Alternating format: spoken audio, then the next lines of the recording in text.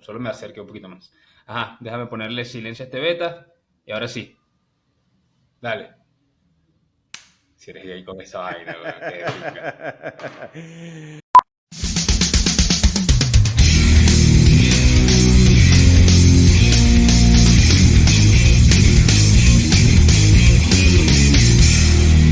Bienvenidos a un nuevo episodio de Déjame Decirte Algo, el podcast más rochelero de la historia. Qué rochelero que estoy inventando yo. Dos personas ahí pajueteando. Así es, bienvenidos a un nuevo episodio de Déjame Decirte Algo. Acá una vez más con ustedes, una vez más con mi compañero Gian, que está en la otra parte del mundo. ¿Cómo te encuentras, amigo mío? Excelente, hermano, súper musical. Hoy me siento en onda. Hoy me siento con vibras positivas. ¿Y tú? Onda, la superestación. Sabes que tenemos que hacer un segundo episodio de la radio, pero ya. Pero Pero no se ya. diga más, hermano, así es. Así como hablamos de la radio nos inspiró ahora a hablar el día de hoy de la música, porque lo hablamos en el episodio pasado de que la música lamentablemente está desapareciendo, agonizando. Dices, ¿cómo desapareciendo, agonizando si la escuchamos todos los días? Bueno, lo que pasa es que no estamos hablando de la misma música que escuchamos en los años 90 y 80, lo que estamos escuchando el día de hoy. ¿Es cierto, amigo? Claro, bueno, yo lo dije así con bastante firmeza. La música actual está sobrevalorada. Y esto tiene una razón de ser que la vamos a ir desarrollando en este episodio. Así que sin más preámbulos, te voy a contar una pequeña historia, Ronald. Déjame decirte que la primera grabación musical estuvo de la mano de nuestro personaje, últimamente nuestro personaje más querido en el podcast porque ya lo hemos nombrado mucho. El controvertido Tomás Alba Edison. Editor, mete aquí fanfarria. Y yo pensé que ibas a nombrar a Simón Díaz. No, pero es que últimamente hablamos mucho de Edison, no sé si lo has notado. Entonces, Sí, es. bueno, Edison en el año 1877, ya un poco más de 200 años, crea el fonógrafo, que era un aparato que permitía grabar en un cilindro. Y Edison grabó una canción que se llama, porque todavía se escucha, todavía se reproduce en YouTube, y es increíble, una canción con más de 200 años. Se llama Mary Had a Little Lamb, o en español, María tenía un corderito, un corderito, María tenía un corderito blanco como la nieve. Y aquí va a venir alguien y va a sacar ese fragmento del podcast y va a hacer rolo de reggaetón, tú vas a ver, y va a ser top one en Spotify. O YouTube no cancela esa parte, tenemos que quitarla. No, yo creo que eso Por está derecho libre de de autor. copyright. No, yo creo que eso está libre de ¿Sí? copyright, tiene más de 200 años. ¿Quién va a tener la licencia de esa canción? Imagínate. Bueno, luego del Claro. fonógrafo, mano, aparece en el año 1888, fueron unos 10 años después, aparece el disco de pizarra, con la creación del gramófono. ¿Sabes Pizarra es qué? el mismo de Bizarrap. Sí, sí, de hecho desde ahí viene toda la generación, todos los antepasados de Bizarrap vienen de la creación del disco de pizarra.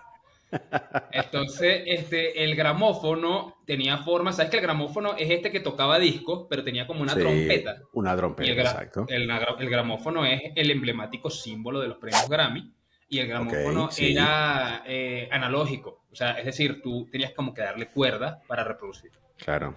¿Qué pasa? El formato de disco de pizarra era un formato mucho más versátil que el de Edison porque los cilindros eran grandes, pesados, todo lo demás. En cambio, el disco era bastante ligero, era fácil de transportar. Y eso popularizó el dispositivo. Pero ya va. En ese momento los gramáfonos, ¿cómo es que se llaman? Gramófono. Gramófono. Gramófono emitía voz o solamente tonos musicales. No emitía cualquier cosa que pudieras grabar allí, O sea, realmente. si tú grabas tu voz también, o sea, la canción venía con la interpretación también, no Sí, solamente el instrumento. sí, sí lo permitía.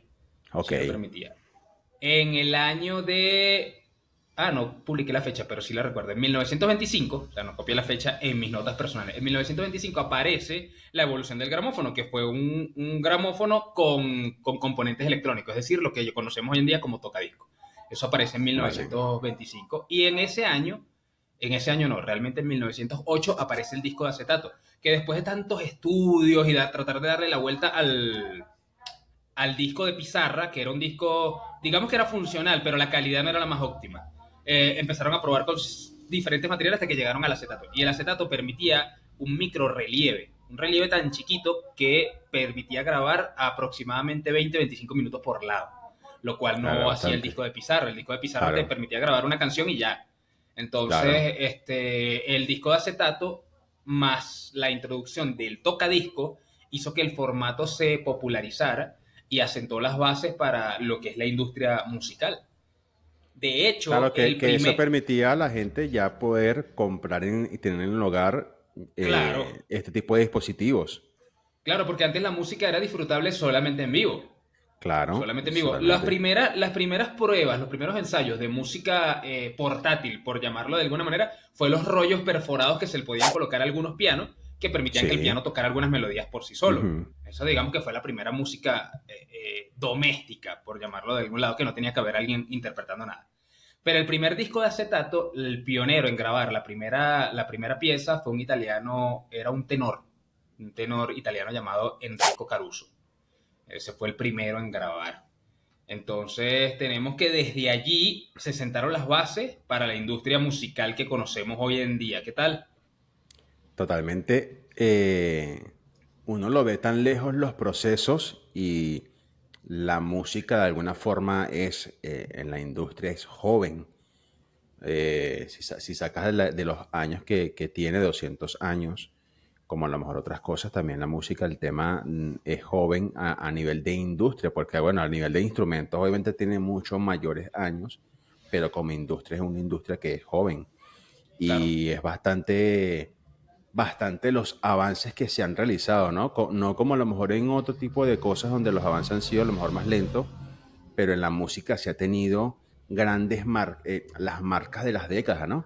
El acetato, luego el cassette, luego el CD, después el MP3, ahora la música digital y bueno, ahora inclusive hay gente que hasta se tatúa cosas de música y los puede reproducir mediante un código un código QR. Entonces, creo que es bastante interesante lo que cuenta, ¿no? Como una persona, ese pana Thomas Edison, ¿no? ¿Qué nombraste? el fonógrafo, sí, al El principio. fonógrafo, como de ahí marcó un rumbo hasta el día de hoy, hasta que Claro, es escuchemos que ese reggaetón y si le tú te damos pones hasta a abajo. pensar, si tú te pones a pensar, la música desde el gramófono ya tiene unos 230 años, Claro. 38, casi 240 años. Digamos, en 2028 cumpliría los 240 años.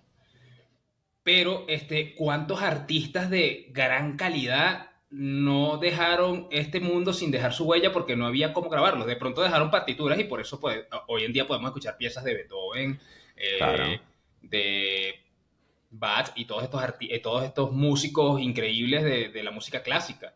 Pero digamos que antes de tener registro, la mayoría de músicos grandísimos de repente de alguna ciudad desaparecían y se llevaban su música a la tumba.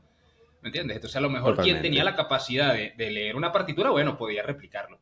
A inicios de la industria, este panita italiano, el que grabó el primer disco, era el artista más importante. O sea, en 1908, él llegó a grabar un disco en el que logró vender 1 millón de copias. Y estamos hablando de que en 1908 no existía la ¿Qué? publicidad como la conocemos hoy en día. O sea, 1 millón de copias era Un muchísimo. millón de copias era un montón para esa época.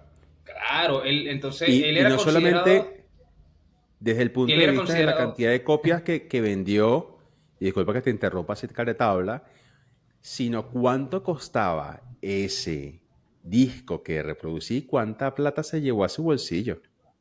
claro. Aunque, bueno, déjame decirte algo, la industria musical en sus inicios era un robo legal. Los artistas al Ok, principio de la industria no percibían la mayor parte de la... No es como ahorita. Ahorita eso dio la vuelta, pero eso lo vamos a hablar más adelante. Entonces, en vale. su momento, él vendió 1 millón de copias y era considerado el artista más importante del mundo. Y el panita murió a los 48 años por cáncer de pulmón. Me imagino que fumaba más que Verga. una presa. Sí, hermano. Totalmente. Bueno, y Entonces ahora... pasamos del acetato al cassette y eso también tiene su historia, pero creo que me vas a decir algo importante. No, no, no. Continúa con esa historia porque ahí podemos enlazar otras historias más. Bueno, sabes que todavía hay expertos que afirman que no hay mejor formato que el acetato. Pero el acetato de al principio no era el acetato que conocemos hoy en día. O sea, el long play Claro, nació mucho más adelante. Nació como en 1930 por allí. Antes los acetatos eran mucho más pequeños. El caso es que Philips es un grande hermano o sea, yo creo que Philips es realmente quien sentó las bases de la verdadera masificación de la industria de la música. Porque Philips en el 63 lanza al mercado el cassette compacto. Ya unos 20, 30 años antes se habían hecho investigaciones de grabación magnética. Pero la ok, persona que desarrolló la primera grabación magnética no pagó la patente, pero la dejó ahí abierta, como que bueno, que venga alguien y continúe con mi investigación. Y las primeras grabaciones magnéticas se hacían en alambre hasta que vino qué alguien loco. y bañó una cinta con óxido de, no sé, la bañó con un químico.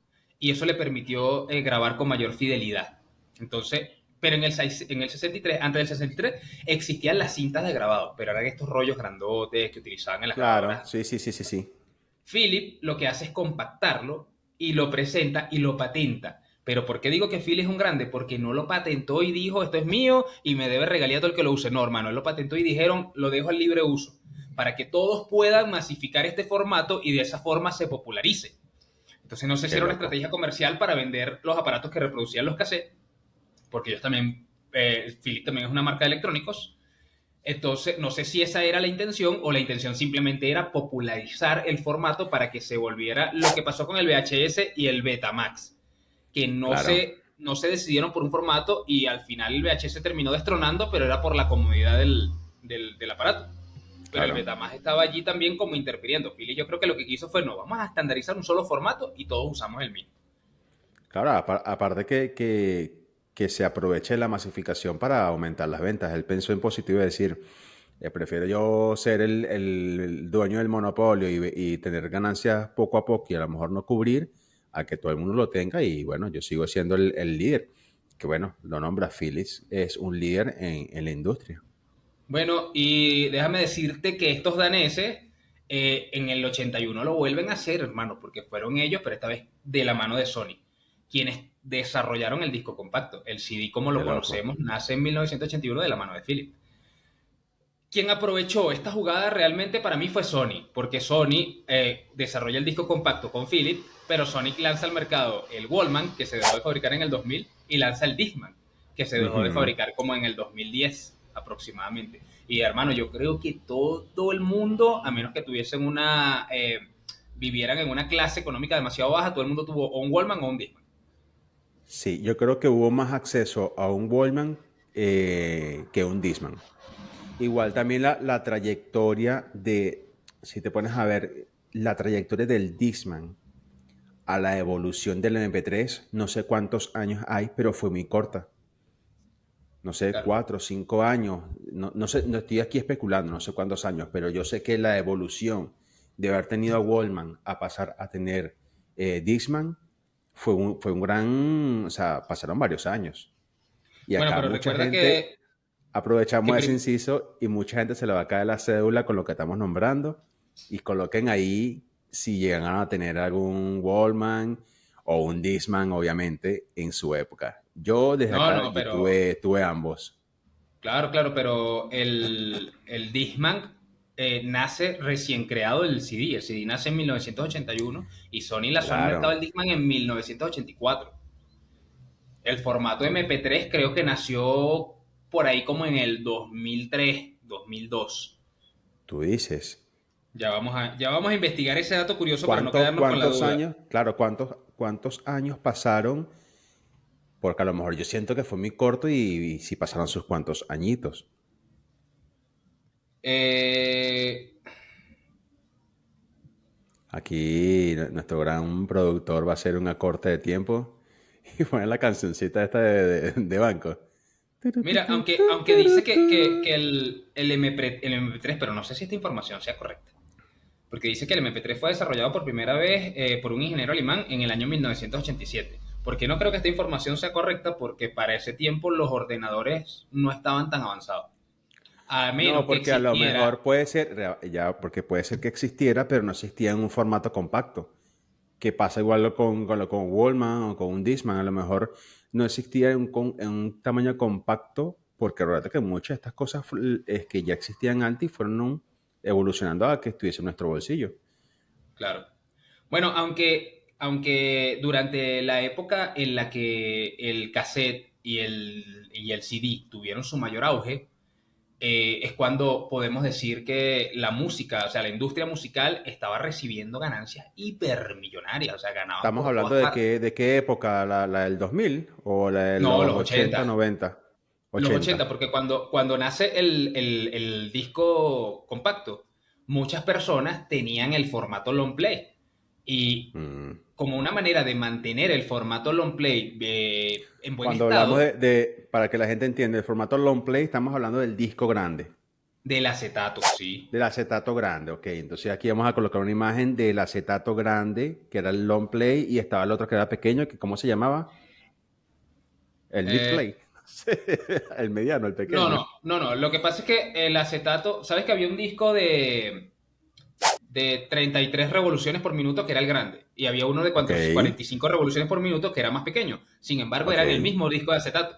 La diferencia es que me imagino que por la cantidad de Mm, material a grabar, preferían utilizar el pequeño porque no iban a desperdiciar todo un acetato de 45, vale. de Claro, porque 33 RPM. también antes las producciones que sacaban el disco, lo que tenían eran 6 canciones o 8 canciones, 4 y 4 por cada lado, y creo que en algunas sí llegan a tener las 12. Creo que cuando llega Claro, la iniciación del cassette, igual, no sé cuántas canciones permitían, porque antes las canciones, el estándar eran 3:45 4 minutos por canción. claro. Ajá, Entonces, entonces continúa.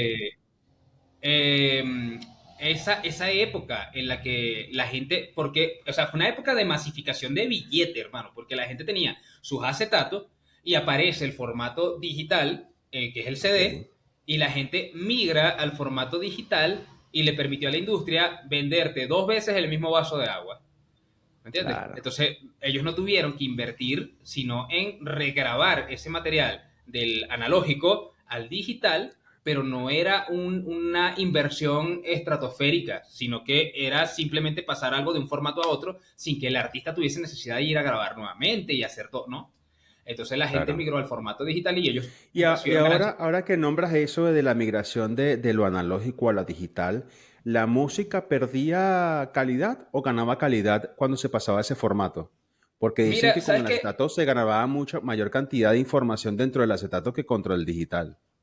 Eso es lo que dicen los expertos. Entonces, yo no soy experto en ingeniería auditiva, o no sé cómo se le llama a esta rama de la gente que produce música, porque son los que tienen el verdadero oído para subirle, para Sí, ecualizar y todo no sé qué. ingenieros de audio, son ingenieros de audio. Ajá. Un ingeniero de audio al que te podría decir, sí, mira, pierde por esto y por esto, porque para mí la música digital eliminaba el ruido de fondo que tenía el acetato, que había siempre un constante. Claro, claro. Que eso Entonces, realmente no creo que te lo sé, daba la aguja. No sé si era la eso fricción de la aguja con el la disco, fricción de la pero aguja lo estaba captando también. claro, pero no había no había otra manera de leer el No, formato, porque la aguja no. era la que transmitía la vibración y la producía, la Claro, convertía en sonido. claro. Y es impresionante porque la aguja no era un componente especializado. O sea, a mí se me No, llegó a partir una aguja una vez y yo pensé, se me dañó el tocadisco. Y yo agarré la misma aguja y la coloqué así sobre el tocadisco y la puse en el disco y resulta que era un aparato que lo que hacía era transmitir la vibración y esa ujú. vibración el condensador la volvía lo que escuchábamos. Ah, impresionante, una Es tecnología que lo impresionante. que son las Claro. ondas que te genera la fricción que te genera el sonido. O sea, Bueno, que increíble, ¿no? Que algo de ondas que tenga que ver y nosotros la escuchemos como si nada, como también nuestro cerebro capta esos sonidos y los transforma. Qué loco. claro, ¿no? Y eso, toda esta evolución, cómo nos permitió disfrutar de la excelente música que teníamos en esa época, que era impresionante. Y la industria era tan grande que por esa misma grandeza de la industria es que aparecen los premios Grammy. Entonces, no sé si te ¿Para has visto qué, alguna para vez. qué, para qué época aparecen los Grammy? La primera edición fue lanzada en el año de 1959. Qué Y loco. quienes ganaban premios Grammy normalmente eran orquestistas, o sea, eran directores de orquesta. No Claro. era como que Elvis Presley ganó un Grammy, no. Porque en Ujú. ese momento el Grammy premiaba era el talento musical y no la facturación del artista, que es lo que Ok, hace hoy en día. Hoy en día claro, factura, o sea, gana es el más vendido, pero en aquella época claro, ganaba como que el que tenía mayor contribución a la industria. Porque de repente claro. un director musical venía y te dirigía cierta orquesta, trabajaba con cierta orquesta, pero a la vez trabajaba con ciertos músicos, aportaba Ujú. y en base a todos esos aportes era que calificaba para ser nominado. Entonces, en el 59 nace, hoy en día cuenta con más de 100 categorías los Grammy, por lo menos los Grammy americanos, porque luego Claro, nació el Grammy los latino. Grammy latinos, exacto. Ese sí cuenta con menos categorías, cuenta creo que son con 50 y algo. Entonces, con los Grammys, como dato curioso, la banda que más Grammy ha ganado es YouTube. ¿Has escuchado YouTube? ¿YouTube? Sí, loco. Sí, es la Qué banda loco. con más premios Grammy. Y el, Y bueno, pero más Grammys americanos, no decir los latinos, los latinos que de alguna pero forma el banda, formato es nuevo, como banda, claro. claro, como banda, porque como solistas, realmente los Grammys los ganaron fueron los que tienen más cantidad de Grammys, pues. Ok. Son personas que eran, como te dije, directores de orquesta y Ujú. cosas así. Claro. No recuerdo los nombres en este momento, no los tengo ahí anotados porque me pareció poco relevante. Eh, el premio más polémico de los Grammy lo llevó nuestros amigos de Vini Vanilli. ¿Llegaste a escuchar Vini Vanilli? Me suena, si no, voy a investigar un poco. Vini Vanilli eran estos dos panas que tenían el cabello largo, que eran morenos, de ojos claros, así todos Ya, fuertes, y cantaban ya. súper espectacular hasta que en un concierto se les quedó pegada la pista y les descubrieron el fraude. Y así como le descubrieron el fraude, también le retiraron el Grammy. Claro, porque ellos no eran los que cantaban, No, cantaban ellos no otras le retiraron. personas. Ellos lo que Lo que hacían pasa es era, ¿cómo que se llamaba doblar, esto? Doblar. doblar, Ese tiene doblar. otro nombre, pero doblar, exacto, lo que hacían era doblar. Claro, lo que pasa es que en la época dorada de la música, es decir, cuando empezó a aparecer MTV, que no sé cuándo aparece MTV, pero creo que fue a mediados de los 80.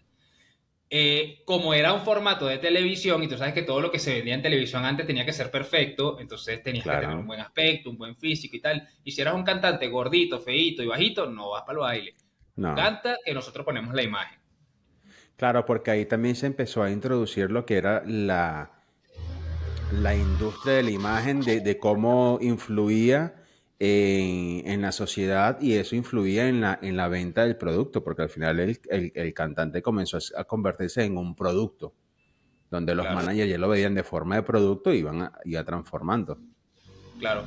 Pero bueno, como te dije, antes de que se popularizaran las PCs de casa, las disqueras se quedaban con todo.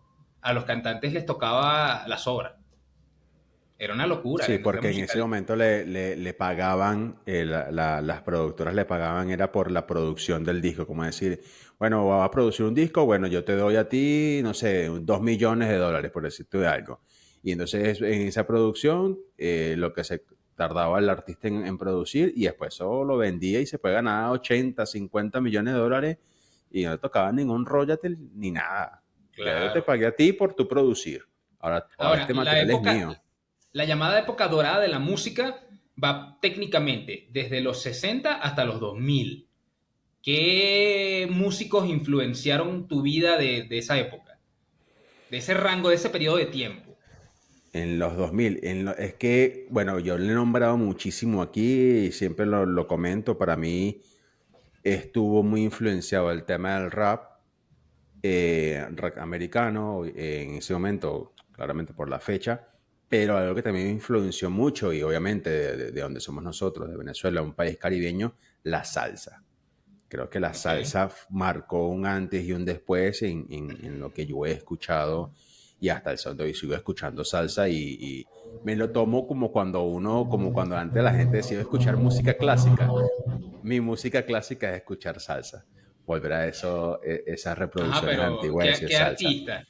¿Qué artistas Artistas que, no sé, bueno, o sea, a lo mejor te podría decir, qué sé yo, Tito Roja, Andy Montañez, El Gran Combo, Celia Cruz no me gustaba tanto, pero bueno, fue una gran influyente en el mundo de la salsa, Gilberto Santa Rosa. Y si me Claro. voy por el mundo del hip hop, te podría decir un Snoop Dogg, un Eminem, un 50 Cent, que estaba un poco más en la época que quizás transitaba un poco más la adolescencia.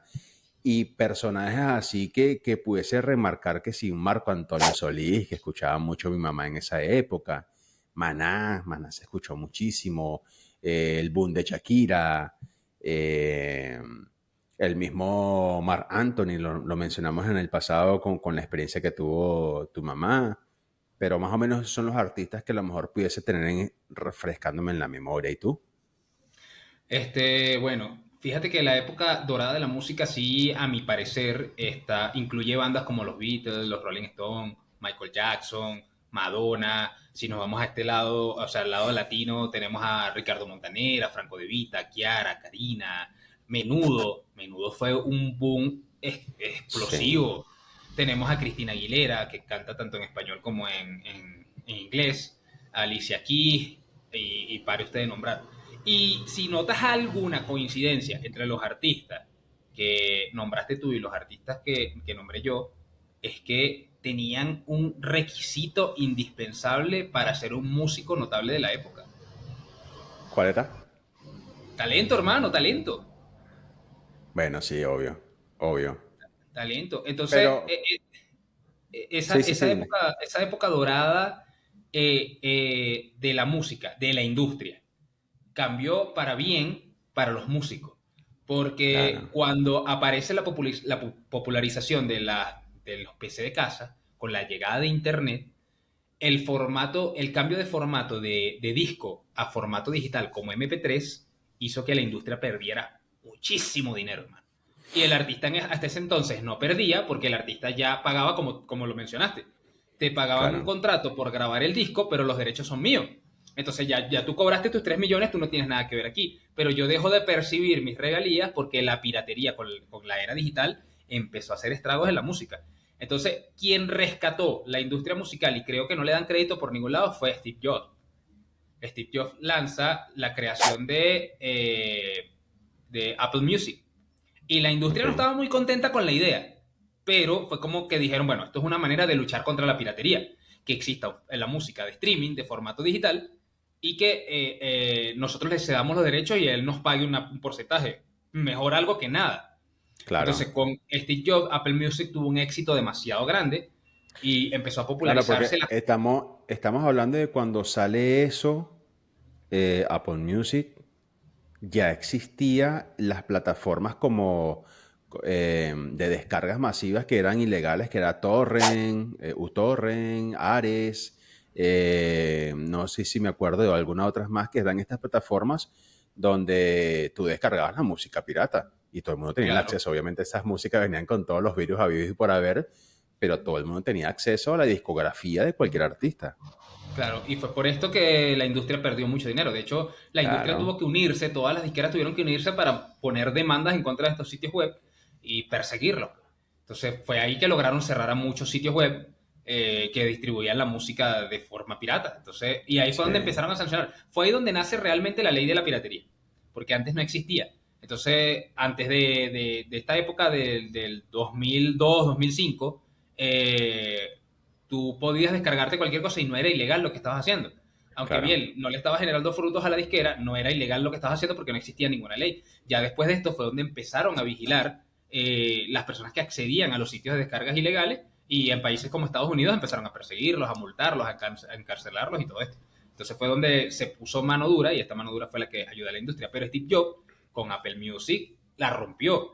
Entonces, no solamente que la rompió, por eso es que yo pienso que Apple ya no es lo que era y que Apple ya es una empresa fracasada y mucha gente Sí, se compra los dispositivos nada más que por la manzanita y lo que representan, pero el verdadero espíritu innovador de Steve Jobs murió con él, porque Steve sí. Jobs al ver el éxito de Apple Music saca al mercado el iPod, que no existía antes de Apple Music.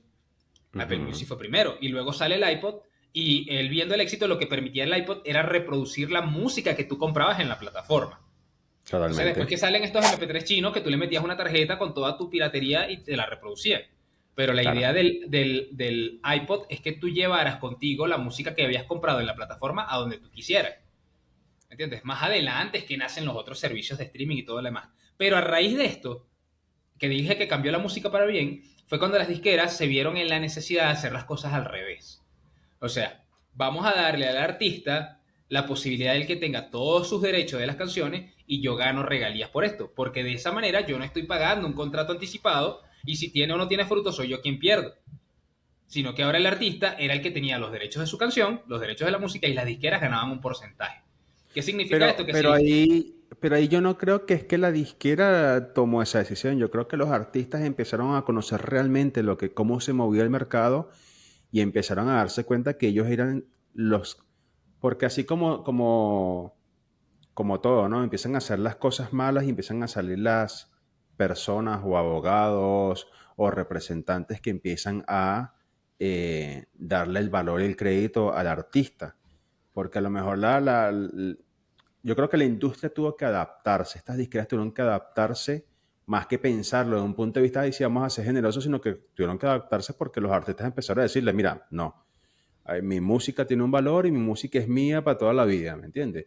Y entonces ahí a lo claro, mejor las disqueras, bueno, vamos a adaptarnos, no te quiero perder, ¿cómo juego con esto? Que es lo que tú estás diciendo, pero creo que fue más porque los artistas también tomaron el control de su música. claro. Y si te das cuenta, muchas disqueras hacen estos contratos trampa donde hacen que los artistas cedan los derechos de sus canciones. Entonces yo me imagino que fue Claro, una forma de los artistas. Es que la industria musical tiene muchas mañas porque si tú compones una canción para un artista X, la disquera lo que hace es que hace que fulano le ponga un verso más a la letra o una palabra y ya con ponerle una simple letra ya eres coautor y eso claro, disminuye tus ganancias como autor de la canción, porque ya tú tienes que compartir tu ganancia con un montón. Entonces una canción que era sencilla termina teniendo 55 autores. Y si tú te das claro, cuenta hay claro. reggaetones que tienen como 20 autores. Y la razón es esa, porque viene este, no, aquí dice él, no me gusta él, vamos a decir ellos. Y ponen ellos y ya eso lo hace coautor. Coautor. Bueno, y Fíjate que, fíjate esto, bueno, dime, para dime hacer tú. un paréntesis ahí, esto que estamos nombrando ahora es bastante interesante, el tema de los derechos legales de la música y todo este mundo que es bastante intenso. No lo vamos a tocar en este momento, tampoco somos expertos en esto, ni mucho menos, pero yo vi un episodio en un podcast que se llama El Apartaco. Es un podcast creado por unos raperos y ellos invitaron a un abogado musical que ahorita es el que la está partiendo en Venezuela. Él tiene una plataforma, vamos a dejarla acá acá en las imágenes que siempre colocamos. Y se llama Manuel Mirabal. Y él siempre monta cosas en TikTok y en Instagram de todo el tema de los robos, de lo que es plagio, de inclusive en este podcast que te digo, explica bien, bien extensamente el tema de cómo es lo que tú nombras, los coautores, que inclusive las personas que hacen videos o los que hacen los máster también tienen participación en los royalties de todas las canciones. Ah, bueno, fíjate, es interesante. Entonces, dejamos la información y así los que no lo saben como yo, la chequearemos. Mira, como dato curioso, el artista con más discos vendidos es el verdadero rey del pop. Así se ofendan Sí. los Bonnie Lover, el verdadero rey del pop con su disco That's a Thriller, Thriller Night. Vendió 65 millones de copias, man. Mira, hermano, Ese yo te disco voy a vendió decir 65. algo. Yo antes de Michael Jackson le tenía rechera. Porque, ¿qué pasa? Como yo era muy fanboy del rap en esa época, yo todo lo que tuviese que ver con pop era como un odio, una estupidez. E incluso, ¿tú te acuerdas en la época que tú me decías, Ron, ¿la escuchaste? No, yo no escucho rap, yo no escucho esto. Y después, bueno, hoy día soy una persona más culta y entendí, bueno, me empezó a gustar bueno, no ahorita, hace años, a escuchar Michael Jackson y tiene unas piezas que son espectaculares. Y dejando a un lado todo el tema controversial de su vida personal, que no lo vamos a tocar tampoco acá, hay unos que están de acuerdo, otros a favor, otros en contra, lo que sea, pero como artista creo que ha sido y será y seguirá siendo el rey indiscutible del pop. Mira, pero es que hay estudios que revelan que la verdadera madurez musical se alcanza a los 35 años. Es como que antes de todo este tiempo tú estás experimentando, experimentando, experimentando, rechazas muchas cosas y luego es que escuchas. Entonces, bueno, él vendió 65 millones en YouTube. En YouTube, el video musical más reproducido, ¿sabes cuál es? A ver, como video musical, no, no sé cuál es. Despacito. Ay, sí, Mano, hermano, ese esa cosa. Despacito es esa cosa como sonó, como pudo haber llegado a trending topping. Más de 8.000 millones de reproducciones, hermano. No, mucho. De Y creo que hecho, creo que de terceros no está el de Ganga Style. Opa, Ganga Style. Ten, mira, ten, no ten, tengo un ten, top, ten. pero un dato Sí, perturbador está es por que ahí. YouTube tuvo que editar el contador de reproducciones porque llegaba Nadie a había 2000, llegado. 2100 y algo 2100 y algo millones de reproducciones.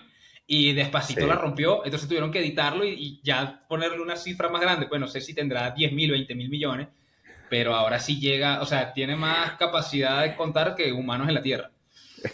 Pero llegó a ocho Tiene mil millones. un símbolo infinito ese video en particular. Sí. Y en Spotify, la canción más reproducida es Blinding Light de The Weeknd. ¡Qué loco! Eso tuvo su época. Eso tuvo su época. Tiene 4.050 millones de reproducciones. Esa Imagínate. ¿Y canción. sabes cuál es el podcast con más reproducciones en YouTube? ¿Cuál? El podcast de Déjame decirte algo. Ese es el que tiene más reproducciones en YouTube. Y para que tenga muchas más, suscríbete a este canal para tener más información, para seguir llenándolos a ustedes de episodios y de contenido friki que no les va a servir para nada. Pero bueno, uno siempre por ahí, a lo mejor en una reunión, mira, tengo este dato por ahí importante. ¿De dónde lo sacaste? En Déjame decirte algo. Así que suscríbete. Claro, suscríbete. Pero sabes que hay algo que cuando dices la palabra suscríbete me entristece profundamente, mano, y me rompe el corazón. ¿Por qué, hermano? Porque hay personas que están viendo nuestro podcast y no están suscritas, pero yo te aseguro que están suscritas al podcast de Maduro. Qué asco, Entonces, weón. entonces, ¿Cómo pueden hacer hermano, eso? mira, ve, Maduro se autoadjudica todos los recursos de Venezuela y tú vas y te suscribes y lo haces monetizar. Y nosotros que nos esforzamos de manera honrada, inteligente, divertida y traemos todo con cariño para ti, no le das suscribirte, no le quieres dar like, no lo compartes. Entonces, oye, vale, por favor, un poco de humanidad, un poco de decencia, vale. Deja de estar viendo el podcast de Maduro. Comparte, déjame decirte algo, este es un podcast de calidad. Estamos sobrevalorados, pero somos un podcast que la rompe, ¿vale? Totalmente. Mire, ¿y sabes qué? ¿Qué la rompió en el mundo de la música? Que ¿Qué? la rompió no sé si para bien o para mal. El autotune. El autotune para mí es un desastre. Para mí no debería, Bueno, no debería existir. ¿tú sabías que el autotune fue creado, no fue creado para la música? Ah, no sabía ese dato perturbador. Bueno, Cuéntamelo. te comento que el autotune fue creado en Estados Unidos en 1997 por un, un ingeniero en minerales y él estaba desarrollando cómo detectar las ondas de mejor forma. Él crea este dispositivo y se lo vendió a una empresa minera para detectar ondas sonoras y sacar petróleo de mejor forma. Entonces imagínate, Vaya. fue usado para sacar petróleo. Luego de eso se manda esta plataforma para también usarla en viajes submarinos, para que estas ondas determinaran cómo poder mejorar el audio. Sabes que la forma en que funciona el autotune es primero detectar qué está fallando, cuáles son las ondas que están haciendo los picos de los que se esté generando, en este caso la música. Tú estás cantando, él antes de mejorarlo, el programa lo que hace es detectar dónde tú estás fallando. Y en función a eso, con un algoritmo lo que hacen es reducir y ajustarlo a lo que se quiere. Pero previo a eso lo que hace es detectar cuál es la falla. Entonces, bueno, en 1997 se hace esto y La primera en implementarlo, que esto deben saberlo muchas personas, ya esto lo han contado en otros lugares, fue Cher, la cantante, que con la canción Believe. And the little- Pero ellos lo que hicieron fue implementarlo maxificando el formato del autotune. Ellos no buscaban que Corregir, se entonara, corregir, sino totalmente deformar la exagerar. música, Claro. exagerarla y convertirla, bueno, en ese gran temazo que sacó y que también rompió mucho, aparte que también estaba la época, obviamente, de la creación de los videos y todo fue un conjunto que hoy día esa música sigue reproduciendo y generando royalty a la persona. Y todo el mundo cree que esa fue la primera vez que se utilizó y no fue así. Unos meses antes, unos cantantes de argentino, italo-argentino, habían hecho una canción donde habían usado este dispositivo. El productor de Cher lo escuchó y dijo, vamos a aplicarlo. Entonces, mira, Ah, uno cree que fue esta persona y no fue así. Tiene su pasado. viste. Entonces, fíjate que hoy día el autotune se usa incluso para adaptar los instrumentos musicales. Muchos nos quejamos y decimos, no, que el autotune es a los cantantes. No, pero el autotune también se aplica a los instrumentos musicales. Entonces, yo creo que mal utilizado eh, está mal, pero creo que también es una ayuda a que la música se entone bien, porque no quiere decir que con la creación del autotune no quiere decir que en el pasado no se utilizara, porque en el pasado se utilizaba, pero lo que pasaba era que no estaba automatizado, no había un sistema, porque ya el máster y el productor se encargaba de hacerlo de forma manual. Claro. De forma manual en la consola iba jugando con los tonos del cantante, con los tonos por ejemplo, de la batería, de que la batería no tuviese el bombo o el splash tan alto, entonces lo bajaba un poco. Entonces todo ese proceso ya se generaba, pero no de forma automática. Y la forma automática llegó con el autotune, por eso que se llama auto. El autotune lo hizo de forma automática ese proceso. Así que, ¿qué te parece ese dato perturbador? Este fue el segmento de corrigiendo la historia en Déjame decirte algo. Ya sabemos que Cher no fue la primera. Mira, hermano, No, ¿cuáles son los Cher. artistas así, los cantantes que tú más has detestado, que tú más has odiado así de corazón? Mira, creo que lo que más he odiado ha sido, tengo dos artistas y uno de esos es Bad Bunny. No me gusta su forma de cantar. Creo que antes lo odiaba mucho más a lo que lo odio ahora. Ahora es como que, me da igual. Si lo está en un lugar, lo están escuchando. Pero antes era una vaina como que, no, qué asco, qué ladilla. Y otro que no me lo vas a creer, antes escuchaba muchísimo y seguramente te vas a acordar también que escuchabas en casa, era Ricardo Arjona. Me gustaba mucho y ahora no lo soporto. No soporto las canciones de Ricardo Arjona. Es como que, no sé. Creo que son los artistas que más de momento no soporto. ¿Y tú? Tampoco El, paso. el agua me tiene... Tampoco, tampoco tolero a Bad Bunny, los cantantes de champeta, reggaetón, vallenato. Aunque, aunque el vallenato tiene buenas cualidades, por lo menos la gente que hace vallenato tiene talento. Cantan bien, lo que no me gusta es el género como tal. Cantan bien, las letras son espectaculares, pero para Claro. mí el vallenato es para gente que no tiene aspiraciones en la vida, entonces no me gusta. No, yo sabes que yo antes odiaba mucho el vallenato, pero creo que son géneros que, como cada género, igual que bueno, nombraste hace rato la champeta o el corrido, que son estilos de música que, bueno, que también van arriesgados con una historia. Quizás también alguien que escuche la gaita de otro país dirá, ¿qué mierda es esta? ¿Qué asco de porquería? O alguien que a lo mejor escuche llaneras y escuche joropo, que pensará que es lo mismo y no es así. Entonces también puede ser que tampoco le gusten nuestros géneros tradicionales, porque también hay una música que es la música más comercial y las músicas tradicionales de cada país. Claro, sí, sí, tienes razón.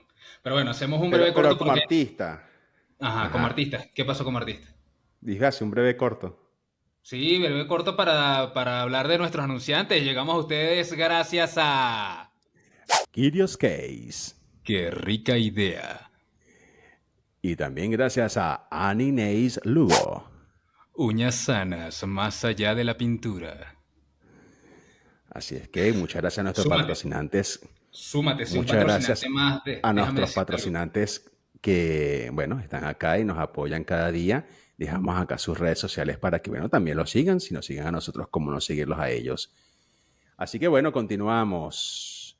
No, Dijiste, bueno, porque sí, Bad ya va, pero tiempo, Bunny. tiempo, tiempo. Ajá, ajá, Exacto. dime. Dijiste, una cosa es como cantante y otra cosa es género. Vamos primero a los cantantes. ¿Cuáles eran tus cantantes que odiabas? ¿Nombraste a Bad Bunny, a algún otro? Es que los reggaetoneros en general, dígame, por ahí salió alguien que no sé quién es, no sé, pero tiene como 200 mil millones de reproducciones en YouTube y canta, esto es tra, lo tuyo es basura, esto es tra, lo tuyo es basura. ¿No lo has escuchado? No, pero me da risa. Es horrible, la letra es horrible, mano, y el bicho tiene como 400 millones de reproducciones en YouTube. Bueno, Tiene lo que como pasa es que 100 también a millones. veces, lo que pasa es que también a veces a la gente le gusta el morbo y lo ves Claro. para burlarse, no para disfrutarlo. Entonces lo ve como, mira este video que es una locura y lo ves y claro, el Pero bicho está sumando, no importa. creo que está relacionado con Bizarrap y todo. Ah, no sé, tengo que verlo, tengo que verlo. Ajá, y los géneros, ¿cuáles son los géneros que más odias? Ah, el reggaetón, mano, el reggaetón definitivamente. No te gusta el reggaetón como, No, como tal. ¿Y qué otro? no, el reggaetón y el vallenato. Ya de resto creo que no soy tan, por lo menos, la salsa la puedo disfrutar, la balada la puedo disfrutar, la bachata más o menos. Porque, por ejemplo, Juan Claro, Luis lo que Guerra, pasa es que también lo que pasa es el tema de la bachata que Aventura hizo un cambio de la bachata de como era anteriormente. O sea, el claro, músico, el género de la bachata era más, vamos a decirlo, más calle que lo que es ahora. Aventura lo comercializó. claro. Esa es la diferencia. Que es como a lo mejor puedes decir la champeta. eh, que la champeta ahora se comercializó gracias a MTV. Antes era un género muy, no sé, muy poco sonado de forma mundial. Bueno, entonces sí, no, hermano, esos son mis artistas más odiados. O sea, todo lo que tenga que ver con el reggaetón. Yo pienso que cualquiera que cante reggaetón nunca va a ser bueno para mí. Ni de los reggaetón viejos.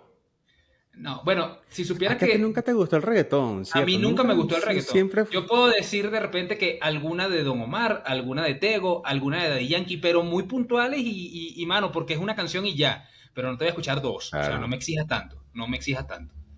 A mí nunca me claro, gustó el claro, reggaetón. claro. Yo soy más del No, hard rock. yo sí transité por el reggaetón antiguo. Y me acuerdo que escuché mucho y compré mucho. Pero el actual no lo soporto. O sea, no sé, es como que lo que pasa es que, desde que la gente te pagan así, ya sabemos que te escucha el rap. Lo que pasa es que antes el reggaetón venía con una influencia un poco de rap. ¿Entiendes? Venía un poco rapeado, venía con un malanteado por ahí, o sea, iba con este sentido y no con este sentido ahora que todo es tengo burda de plata y soy el mejor, ¿me entiendes? Y todas las estupideces que dicen ahora. Entonces, que no quiere Ahora decir que en le el rap no llaman lo de di. los dientes.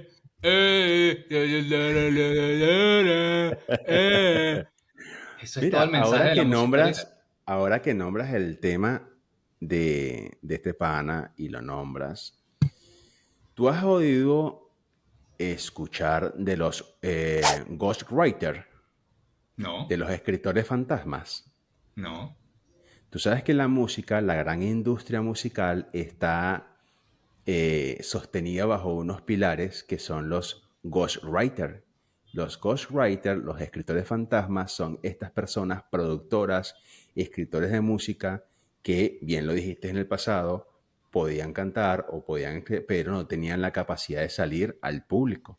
Ujú. Entonces estas personas son escritoras y lo que hacen es vender sus letras a las personas, a los cantantes que hoy son lo que son.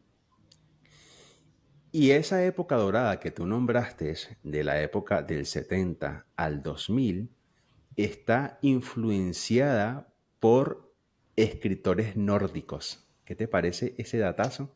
Mm, Muchos de los éxitos escritos, como los de los Beatles, como los de YouTube, como los de Metallica, como Britney Spears, como Justin Bieber, están basados en escritores nórdicos.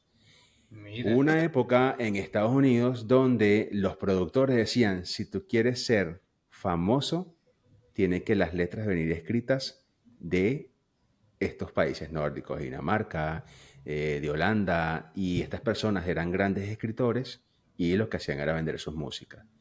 Entonces, aunque tú no lo creas, en Venezuela hay grandes escritores como por ejemplo Oscarcito,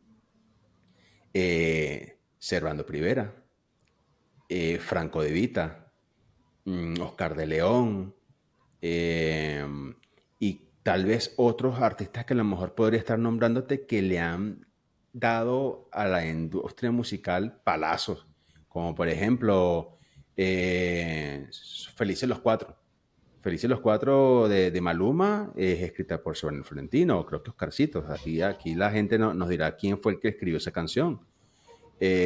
Muchas canciones que tiene Bad Bunny son de Servando. Y así, muchos artistas que han tenido grandes palazos, está la mano escritora de venezolanos. ¿Te parece ese qué dato? chévere. Mira, no nombraste a Porfio Baloa, que para mí es uno de los grandes en Venezuela, Sí, a también nivel Porfirio Baloa, escritor. también como productor, escritor y Compositor, escritor, compositor. músico, Todo, orquestista. todo. Totalmente, totalmente. Y bueno, así también como hay escritores, también hay compositores. Hay grandes compositores colombianos que hacen arreglos musicales y tienen tonalidades que después se la van pasando a grandes artistas y después van haciendo sus arreglos. O como por ejemplo, que hoy día se empieza a entender y a comprender un poco más el trabajo de un productor y de un máster, sí, de un máster, porque sabes que la música pasa por el beat maker, que muchas de las canciones ya está por el beat maker, es el creador de la música, el beat maker hace el beat, luego viene el productor que junta todo, o a veces en ocasiones lo hace también el beat maker, que puede que también junte todo y hace esa función de productor, y luego que se hace toda esta música, viene el máster, quien masteriza todo eso, que hace esa especie de autotune, que todo suene donde tenga que sonar. Antes no esa figura no es que no existiera, es que no sabíamos quién era. Y hoy por hoy, por ejemplo, en los Grammys ya se premia eso. Y hay muchos productores venezolanos que han estado participando en grandes premios de grandes canciones. Mira, en Así, conclusión, ¿qué opinas de la música entonces actual? ¿Es mejor que la música de antaño o viceversa?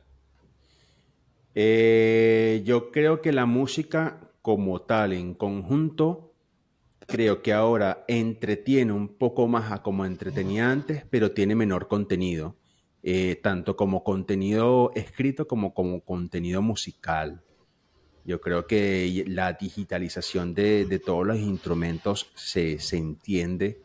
Ya escuchar una batería o una guitarra de forma natural en un estudio es muy difícil, porque después ya pasa por la mano de un productor y lo sintetiza, que al final le va quitando la esencia. Así que para mí la música, no sé si está agonizando, pero sí está transitando por un momento muy difícil. Espero que los grandes artistas y los grandes compositores de música logren recuperarla. ¿Y para ti? Para mí la música está muriendo y es el reggaetón el que la está matando, hermano. Bueno, no No sé, tengo, hermano, no no tengo sé. más que decir. Tú te llenas No de tengo odio. más que decir. Déjame decirte algo que está sobrevalorado más que la música. Sí, mejor dímelo para cambiar el tema porque los Bonnie Lover me van a funar aquí. Déjame decirte que lo que está sobrevalorado es los certamen de belleza. Uy, Así mira, completamente de que... acuerdo porque desde la transgenerización próximamente vamos a tener en una noche tan linda como esta, cualquiera de nosotras podría triunfar, ser coronada, Miss Venezuela en una noche tan linda como esta. Eso es lo que nos va a tocar próximamente ver. Así que bueno, sí, completamente. Pero sabes que mejor vamos a dejarlo hasta aquí. Nos vemos en una próxima oportunidad. No te olvides de seguirnos en nuestras redes sociales, darle like y suscribirte, comparte, acompáñanos y disfruta viéndonos como nosotros disfrutamos produciendo lo mejor de lo mejor para ti y tu familia. Muchas gracias por Así es, vernos. querida Hasta la gente. próxima. Nos vemos en la próxima. Coméntanos si te gustó el episodio. Dale like y comparte. Nos gustaría para que este podcast no muera como la música. Nos vemos. Llévatelo. Bye. Y este episodio es patrocinado por Jorre. Esto es lo tuyo de basura. Esto es lo tuyo de basura. Parararán, parararán, Virga, estaba quieta, se compró.